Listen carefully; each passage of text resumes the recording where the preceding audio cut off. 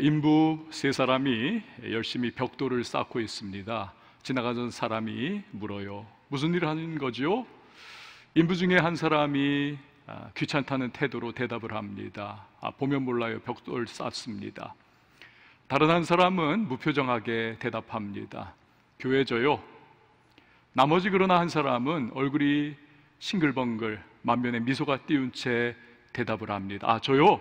저 지금 하나님의 집을 세우고 있습니다. 똑같은 일을 하고 있습니다. 그런데 목적이 달라요. 첫 번째 인부는 그저 job입니다. 일하고 있는 겁니다. 두 번째 인부, 이 사람 직업입니다. 그냥 커리어, 그거 하고 있는 겁니다. 하지만 세 번째 인부는 calling, 지금 소명을 감당하고 있는 것입니다. 여러분, 어떤 반응을 보이느냐 하는 것 중요한 의미를 가집니다. 그 반응 안에는 그 사람이 가지고 있는 인생의 태도가 담겨 있습니다. 삶의 자세, 어떤 세계관으로 바라보고 살아가느냐, 가치관은 과연 무엇이냐, 심지어는 신앙도 역시 그 반응 안에 담겨 있습니다. 오늘 본문에는 펠릭스라고 하는, 우리로는 벨릭스죠, 한 인물이 등장합니다. 이 사람은 로마에서 파견한 유대 땅의 총독입니다.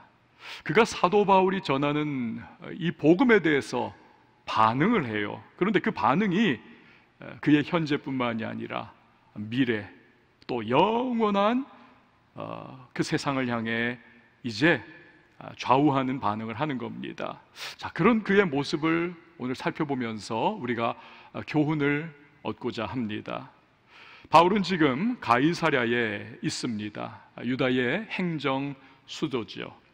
얼마 전에 예루살렘에서 성전에 들어갔을 때에 바울은 유대인들에게 엄청나게 린치를 당했습니다. 죽을 뻔했습니다. 헬라인 드로비모를 네가 감히 성전에 데리고 와? 대중들이 에워싸고 때리고 정말 위기 가운데 그가 처합니다. 물론 바울을 눈엣 가시처럼 여기는 유대인들이 뒤에서 대중을 격동을 했던 거지요. 예루살렘의 치안을 담당하는 천부장 루시아가 로마 시민권자인 바울을 보호하기 위해서 총독이 있는 가이사랴로 이송을 합니다. 유대인들은 그 당대 최고의 입심을 자랑하는, 오늘날로 말하면 국제 변호사와 같은 사람입니다. 더둘로를 고용을 해가지고 바울을 고소고발합니다. 바울은 스스로를 변호하는 것입니다. 이미 7년 가까이 총독직을 수행하던 벨릭스는 유대 사회에 돌아가는 일들을 꿰고 있습니다. 지금 이 상황이 왜 일어난 것인지 너무 잘 알고 있어요. 게다가 그 아내 드루실라는 유대인입니다. 아내가 유대인. 그러니 지금 이 문제는 법적으로는 하등 고소고발거리가 아니라는 것을 벨릭스는 알고 있습니다. 단지 종교적인 다툼이구나, 이것은. 이 부분을 명확하게 사실 파악을 하고 있습니다. 하지만 정치가의 관심은 여론에 있지 않습니까? 유대인들의 심기를 잘못 건드리면 벌집을 쑤신 것과 같게 될 거야. 내가 앞으로 총독 역할 감당할 때 두고두고 내 뒷다리를 이 사람들이 걸겠지. 혹여나 소요 사태라도 일어나면, 이게 로마에 전달되면 나의 정치 생명에 이게 누를 끼칠 거야. 그래서 머리를 굴립니다. 그렇지, 암플리우스를 써야 되겠다. 이 암플리우스라고 하는 것은 당시 재판관들이 종종 쓰던 아주 복잡하고 골치 아픈 재판 사건, 최종 결론을 내리지를 않고 시간을 질질 끄는 것을 의미를 합니다. 여러분, 22절에서 23절 말씀을 보시기를 바랍니다. 벨릭스가 이 도에 관한 것을 더 자세히 아는 고로 연기하여 이르되, 천부장 루시아가 내려오거든 너희 일을 처결하리라 하고 백부장에게 명하여 바울을 지키되 자유를 주고 그의 친구들이 돌보아 주는 것을 금하지 말라 하니라. 여러분, 로마법은 죄수들에게 아주 엄격했습니다. 그런데 바울에게 자유를 준다, 친구들이 와서 돌볼 수 있도록 해준다. 이것만 봐도 이건 재판거리도 아니야. 벨릭스의 속마음이 그대로 노출되는 것입니다. 며칠 후에 그가 바울을 부릅니다. 24절 말씀을 보십시오. 수일 후에 벨릭스가 그 안에 유대 여자 드루실라와 함께 와서 바울을 불러 그리스도 예수 믿는 도를 듣거늘. 바울 누굽니까? 삶의 모토는 살면 전도, 죽으면 천국, 뚜렷한 그의 인생의 모토인 것입니다. 그런데 총독 부부가 와서 개인적으로 메시지를 듣는다. 절호의 찬스입니다. 이 막강한 영향력을 가지고 있는 부부에게 예수의 복음을 전한다. 그래서 그들이 구원 얻는 기회를 가진다. 흥분된 기회인 겁니다. 너무나 소중하고 진지한 시간을 가지는 거죠. 아마 기도 많이 하면서 속으로 복음 전했을 거예요. 주님 힘주세요. 역사해 주세요. 이 사람들의 마음 열게 해주세요. 기도하는 마음으로 말씀 전했을 겁니다.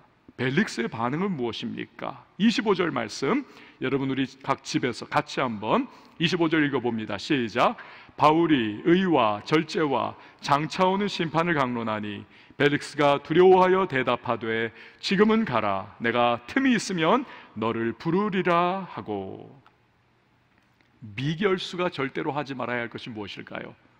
재판장의 심기를 복잡하게 만들면 안 됩니다. 건들면 안 되는 것입니다. 판결에 영향을 전혀 안 미친다고 할 수 없어요. 바울 시대야 더 말할 필요가 없는 거죠. 게다가 이 사람은 총독입니다. 한번 이렇게 하면 목이 달아날 수도 있습니다.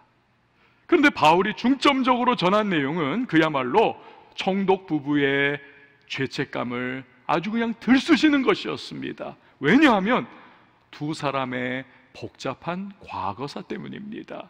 벨릭스는 원래 로마에서 노예로 태어난 사람입니다. 하지만 자유인이 되어 그의 형 팔라스라고 하는 사람은 아주 재간이 많은 사람이었습니다. 당시의 황제인 글라우디오는 엽기적인 행각을 자주 벌이곤 했습니다. 이 팔라스는 황제의 입에 혀처럼 놀면서 만족을 시켜드렸습니다. 덕분에 재산과 권력을 한 손에 쥐지요. 그 동생인 벨릭스 역시도 형의 후광을 받으면서 승승장구합니다. 유대 총독까지 됐으니 그야말로 개천에서 용이 난 셈이지요. 문제는 이 벨릭스의 여성 편력입니다. 3번 결혼했습니다. 그 첫 번째 여자가 유명한 클레오파트라의 증손녀입니다. 그러다가 흘러가지고 3번째 아내가 된 유대 여자 드루실라를 만납니다. 드루실라는 헤롯 아그리빠의 막내딸입니다. 그런데 역사에도 기록될 정도로 절세미인입니다. 원래 아버지가 한 왕자와 약혼을 시키지요. 왕자가 할례를 거부를 합니다. 유대 법에 의해서 파혼을 해버려요. 다음으로 시리아의 작은 영주에게 시집을 갑니다. 그렇게 영주와 살아가고 있던 드루실라를 어떤 계기로 벨릭스가 보게 된 것 같습니다. 눈이 돌아가 버렸어요. 너무너무 미인이다. 내가 데리고 살면 좋겠다. 그래서 이혼하고 자기와 결혼하자고 꼬드깁니다. 나중에는 구브로의 마술사 시몬을 그가 고용을 해요. 거짓 예언을 하게 합니다. 너가 벨릭스와 결혼하면 평생 행복하게 어떤 여자보다도 만족스럽게 살 거야. 거짓 예언. 이 유혹에 넘어간 드루실라가 남편과 이혼을 합니다. 벨릭스에게로 달려와요. 영주와 결혼한 지 1년 만의 일이고 그녀의 나이 20살도 채 되지 않았을 때 일입니다. 한마디로 이 두 사람 참 대단한 그런 부부입니다. 이런 벨릭스와 드루실라에게 그런데 바울이 전한 의와 절제와 다가올 심판, 그야말로 이것은 그들의 난잡한 인생사를 전국으로 찌르고 들어가는 그런 메시지였죠. 바울은 엄청난 위험 부담을 느끼면서도 두 사람 회개하고 구원받아 영원한 생명 얻기를 간절히 원하는 마음으로 직설적인 복음을 전했던 겁니다. 총독 부부는 분명히 마음에 찔림을 받고 심판에 대한 두려움에 사로잡혔습니다. 그럼에도 불구하고 그들은 회개로 반응하지 않습니다. 바울을 회피합니다. 더 이상 복음 듣기를 거절합니다. 지금은 가라, 나중에 보자. 피해버립니다. 양심에 다가오신 하나님의 구원의 손길을 뿌리쳐버린 것이지요. 자, 이런 벨릭스의 반응을 우리가 정의를 내려보면, 첫 번째로 지식적 차원의 말씀은 오케이, 좋다는 것입니다. 하지만 개인적 차원의 말씀은 싫다는 것입니다. 여러분, 사실 말씀 앞에서 많은 사람이 이렇게 반응을 합니다. 성경 공부합니다. 설교 듣습니다. 오늘날처럼 인터넷만 열면 수많은 설교자들의 설교를 선택적으로 들을 수 있는 시대가 또 언제가 있었습니까? 막 들을 수가 있어요. 홍수처럼 그야말로 밀려오는 설교의 시대입니다. 성도님들 중에 운전하다가 듣고, 설거지하다가 듣고, 뭐 빨래를 하든지 뭐 청소를 하면서 듣고, 어떤 분들은 심지어 샤워를 하면서 듣습니다. 하여튼 계속 들어요. 그런데 거기서 끝납니다. 공부한 그 말씀, 들은 그 말씀이 내 개인적 차원으로 파고 들어오는 것을 회피를 해버립니다. 원하지를 않아요. 그래서 그 말씀이 내 삶을 변화시킬 기회를 주지를 않습니다. 너 대학 가면 아빠가 차 사줄게. 정말요? 아들이 너무너무 열심히 동기부여가 됐어요. 공부를 합니다. 원하는 대학에 들어갔습니다. 그런데 아버지가 기다려도 차를 사줄 생각을 하지를 않습니다. 적잖이 실망을 합니다. 이제 기숙사로 떠나는 그날, 아버지가 아들에게 성경책을 쥐어줍니다. 아들아, 성경을 매일 읽으며 하나님과 함께 해라. 오늘 저녁에는 특별히 빌립보서 4장 말씀을 읽어라. 실망한 아들은 하지만 기숙사에 도착하자마자 책꽂이에 그냥 깊이 꽂아버리고 잊어버립니다. 시간이 흐릅니다. 4년이 벌써 훌딱 가고 졸업식 날입니다. 아버지가 물어요. 아들아, 너 내가 사준 성경책 어떻게 했니? 아들은 볼멘 소리로 글쎄요, 뭐 어디 있겠죠. 아버지가 딱하다는 표정으로 말합니다. 야, 너 반드시 오늘 성경책 읽어. 특별히 빌립보서 4장 19절 말씀 꼭 읽어. 졸업식이 끝나고 그날 밤 아들은 편치 않은 마음으로 마지막 기숙사의 밤을 보내면서 아버지 말씀 떠올려요. 그래, 그냥 마지막에 한번 읽자. 먼지 켜켜이 쌓인 그 성경을 털면서 빌립보서를 폈습니다. 4장을 펴니다. 19장을 드디어 읽습니다. 이런 말씀, 나의 하나님이 그리스도 예수 안에서 영광 가운데 그 풍성한 대로 너희 모든 쓸 것을 채우시리라. 그런데 이 말씀과 함께 봉투가 끼워 있었는데 열어보니까 그 안에 아버지의 글이 있어요. 아들아, 대학 입학 축하한다. 그리고는 그 옆에 자동차 교환권이 있더라는 것입니다. 그러니까 아버지 말씀대로 했다면 4년 전에 벌써 이 아들은 신나게 자동차를 그때부터 타고 다닐 수가 있었던 것이지요. 그걸 모르고 지낸 겁니다. 여러분, 내게 말씀이 주어졌다는 것은 하나님이 그 말씀 안에 나를 변화시킬 기회를 주신 것을 의미합니다. 그러나 많은 경우에 우리는 벨릭스처럼 합니다. 그 말씀이 내 마음과 심령 가운데 들어오는 것을 거부를 해요. 이게 때로 하나님께서 우리에게 미드바르, 광야를 주시는 이유입니다. 전에도 말씀드렸듯 히브리어는 기록할 때 자음만을 기록을 합니다. 그래서 히브리 사람들은 글을 읽을 때 엄마 젖 먹으면서부터 듣고 익혔던 말하던 말이니까 그 자음만 읽으면 우리 내비게이션 초성만 치면 다 나오는 것처럼 다 알아듣는 겁니다. 미드바르, 미음 디귿 비리을.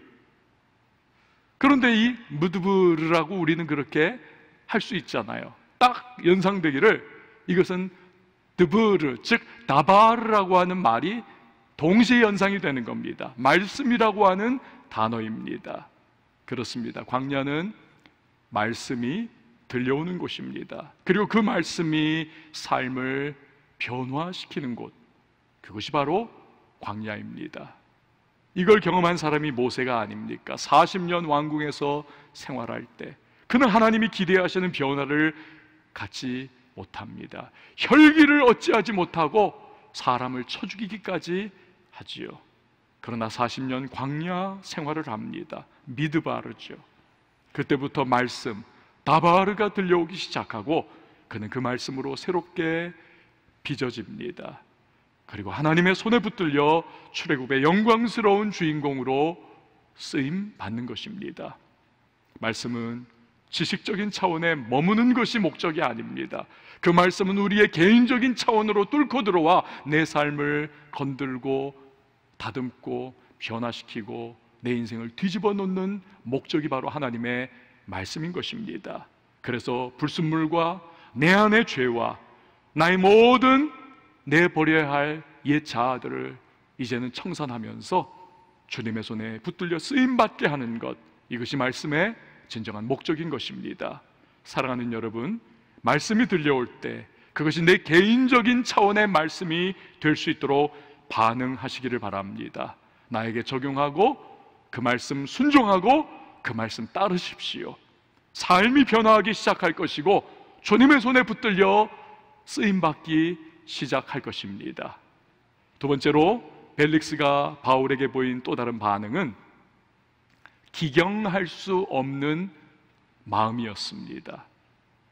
기경한다는 것이 무엇입니까? 아주 단단하게 굳어있는 땅을 씨를 뿌릴 수 있도록 갈아엎는 것을 의미하죠. 부드럽게 만드는 겁니다. 여러분 26절 말씀을 보시기를 바라요. 우리 각 가정에서 같이 한번 읽어봅니다. 26절 시작.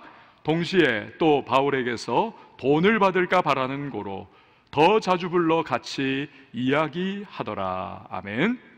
벨릭스는 전하는 지금 의와 절제와 장차올 심판, 이 바울의 이 메시지를 듣기를 두려워했습니다. 더 이상 그 말씀 전하지 못하게 했어요. 그러나 얼마의 시간이 지나고 나니까 바울이 자기를 변호할 때 했던 말 중에서 탁 기억나는 말씀이 있는 겁니다.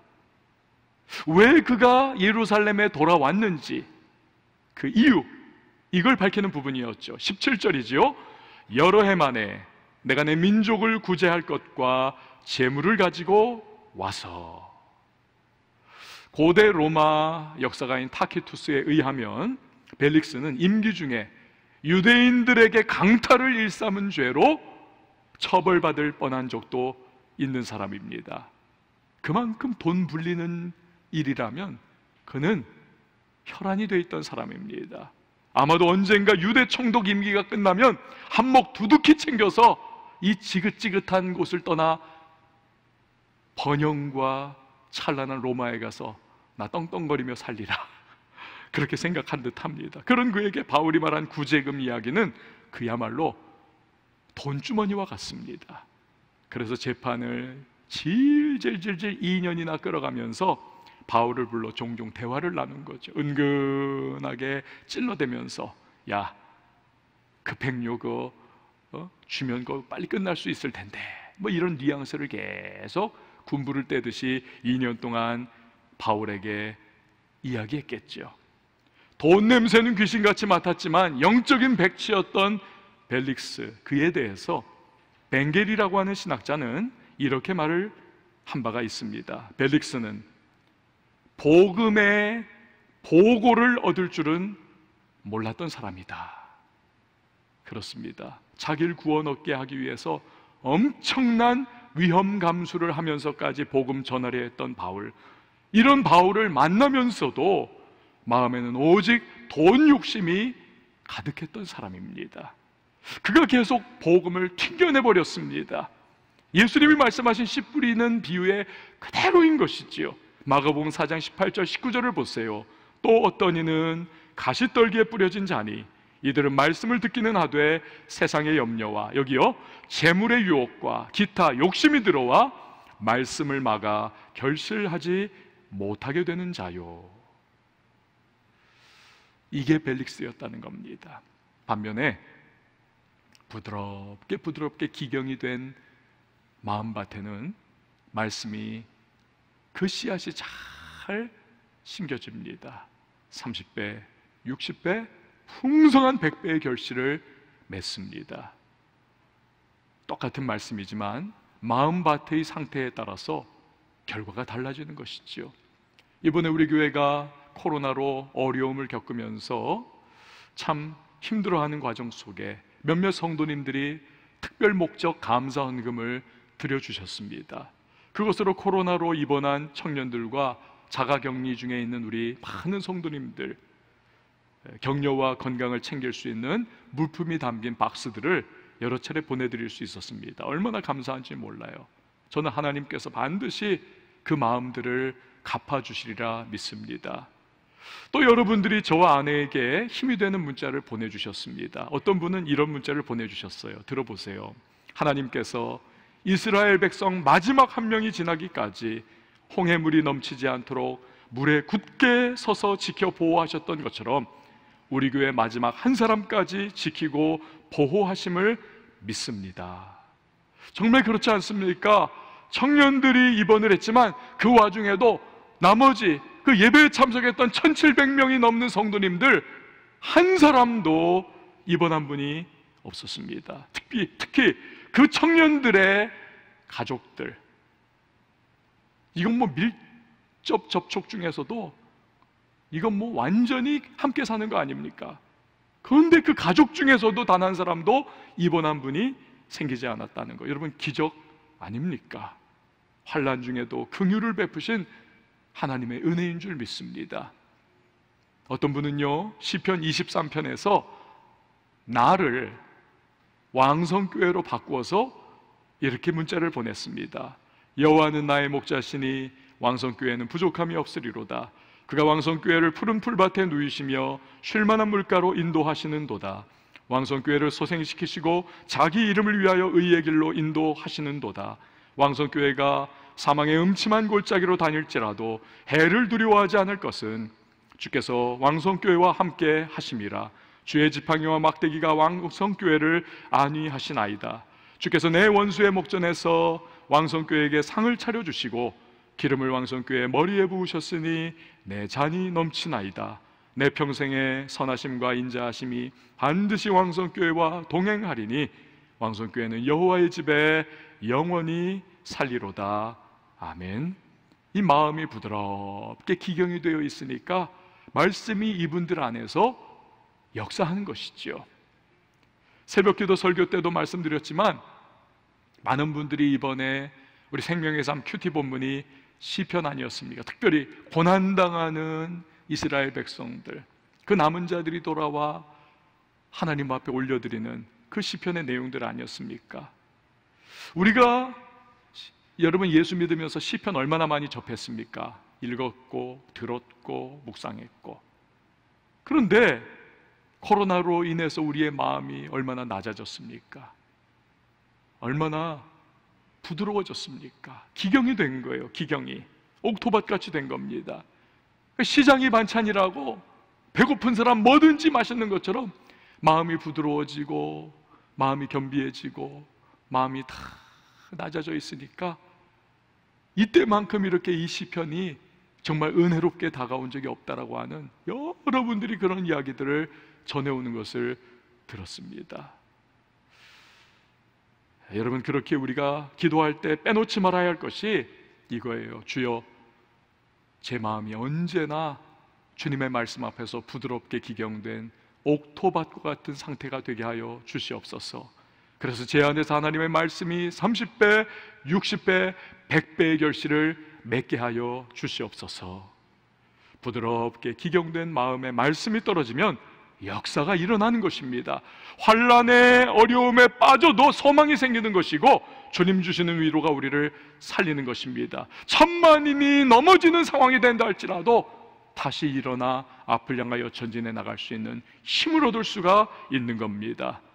저와 여러분에게 이런 은혜가 있기를 바랍니다. 세 번째로, 기회가 주어질 때 말씀에 반응해야 합니다. 총독 벨릭스는 바울이 죄인이 아니라는 것 잘 알고 있었습니다. 그러나 재판을 정치 논리를 끌어들이는 거예요. 법과 양심에 따라야 할 이 재판에 이 정치적인 판단을 넣어버렸습니다. 바울을 풀어주는 대신에 판결을 미루고 무려 2년 동안이나 질질 끌면서 이 유대인들의 심기를 건드리지 않기 위하여 그렇게 꾀를 부립니다. 27절을 보세요. 이태가 지난 후 2년 지났다는 거예요. 보르기오 베스토가 벨릭스의 소임을 이어받으니 벨릭스가 유대인의 마음을 얻고자 하여 바울을 구류하여 두니라. 참 대단한 사람이에요, 벨릭스.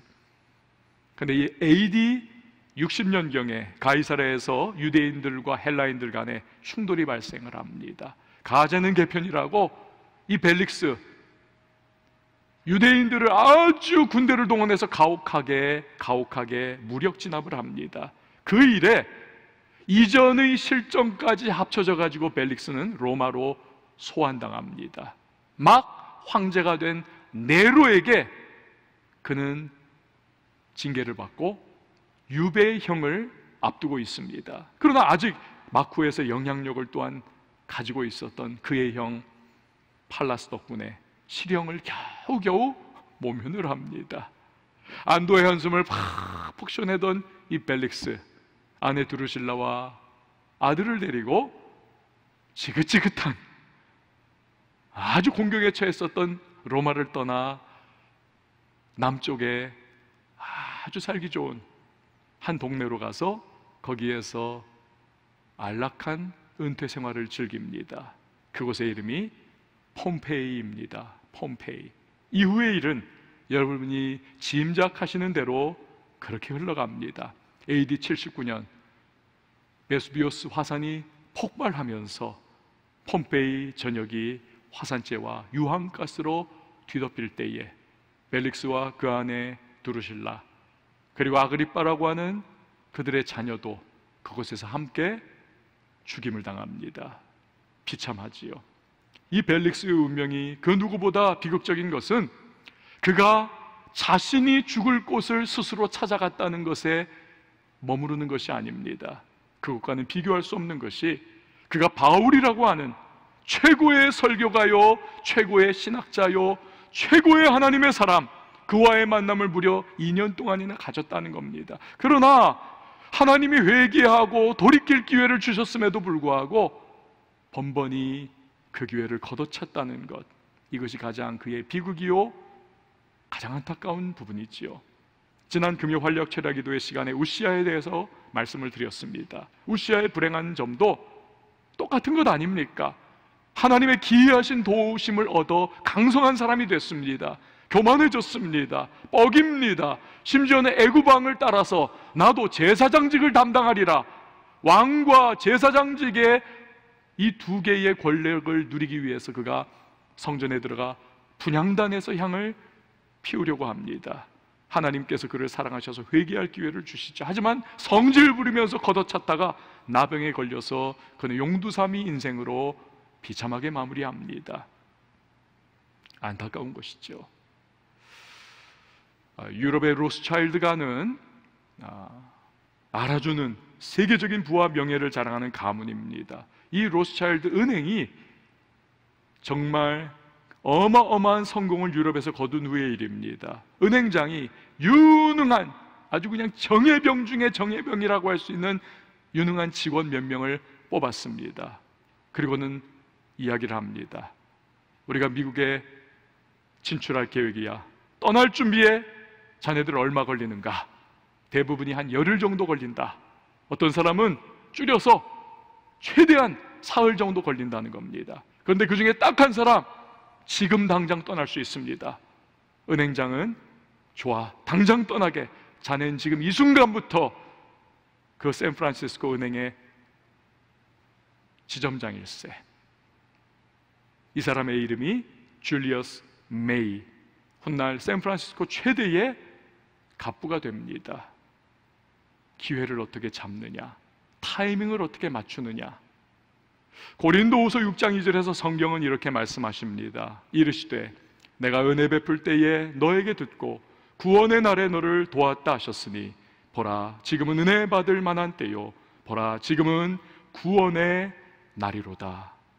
무엇입니까? 영적으로도 타이밍이 있다는 것입니다.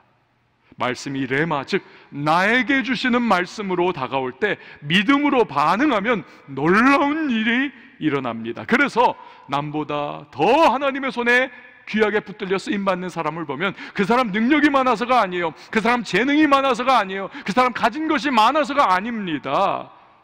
대신에 남들이 순종하기 전에 먼저 순종하는 사람, 남들이 반응하기 전에 하나님께 먼저 반응하는 것을 그들은 가지고 있는 것입니다.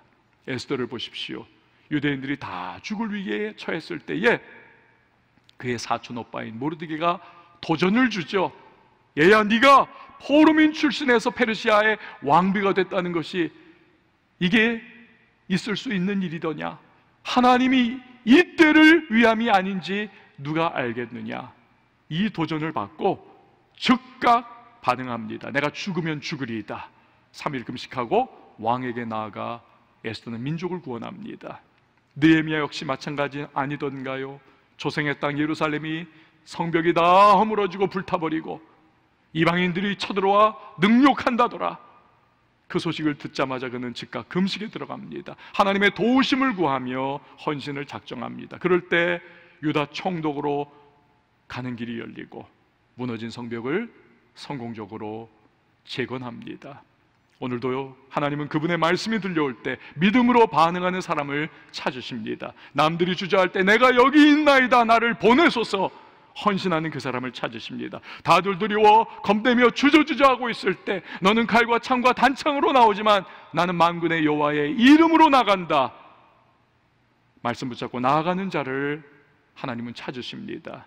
그리고 그런 사람을 에스더처럼, 느헤미야처럼, 이사야처럼, 다윗처럼 주님의 역사를 위하여 붙들어 써주시는 것입니다.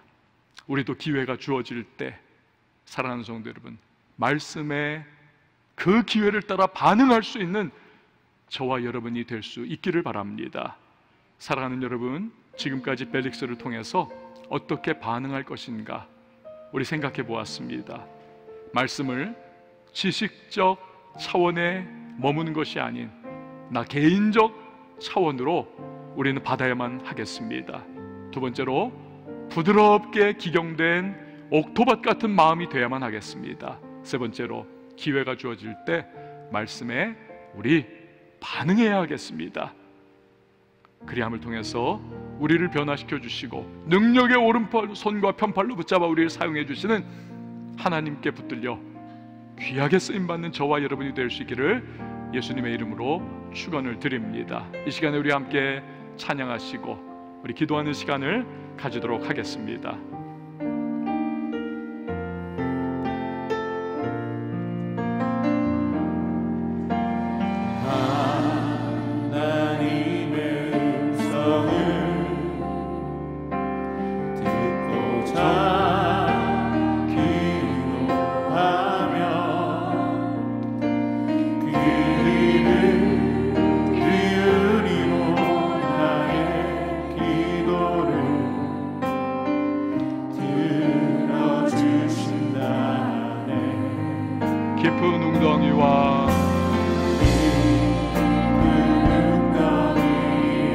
수렁에서 끌어주시고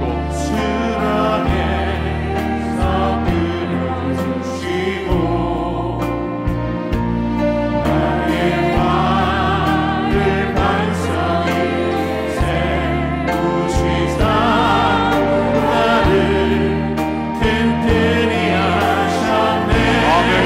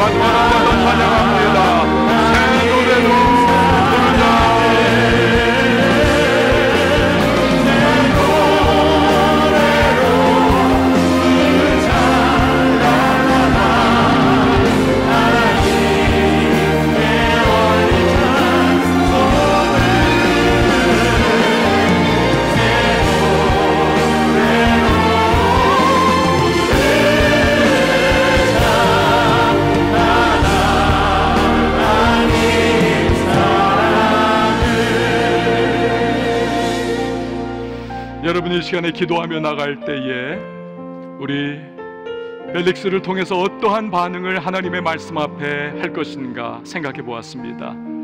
말씀을 나 개인적 차원까지 우리 받아야 하겠습니다. 지식적 차원에 머무는 것이 아니라 나를 변화시키시고 나를 다듬어 가시고 나에게 하나님 그 뜻을 밝히실 때 믿음으로 받는 자 되게 해달라고, 부드럽게 기경된 옥토밭 같은 마음이 우리 돼야만 하겠습니다. 30배, 60배, 100배의 결실을 맺을 겁니다. 기회가 주어질 때 그 말씀에 반응해야 하겠습니다. 회개케 하시고 다듬게 하시고 또한 놓을 거 놓게 하시고 붙잡을 거 붙잡게 하시는 그 하나님의 말씀 앞에 반응하여서 우리 변화시키시고 귀하게 써주시는 은혜를 누리는 하나님의 사람 되게 해달라고, 우리가 각 가정에서 이 시간에 말씀 붙잡고 우리 함께 기도하며 나가도록 하겠습니다. 하나님 아버지 감사합니다. 전하님 주 하나님 아버지, 주님의 말씀 붙잡고 하나님 나갑니다. 우리 은혜를 베풀어 주시옵소서. 하나님의 말씀이 주시죠. 나의 차원으로 내 마음과 내 중심으로 들어오며 하나님 다듬어 가시고 변화시키시며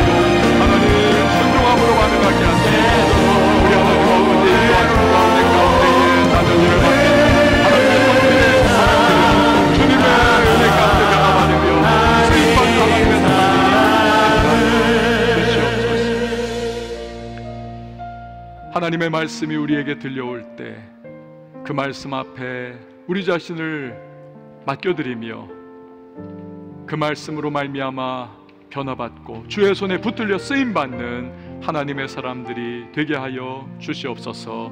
예수님의 이름으로 기도하옵나이다. 아멘. 찬양하시면서 준비하신 예물 하나님 앞에 올려드리도록 하겠습니다.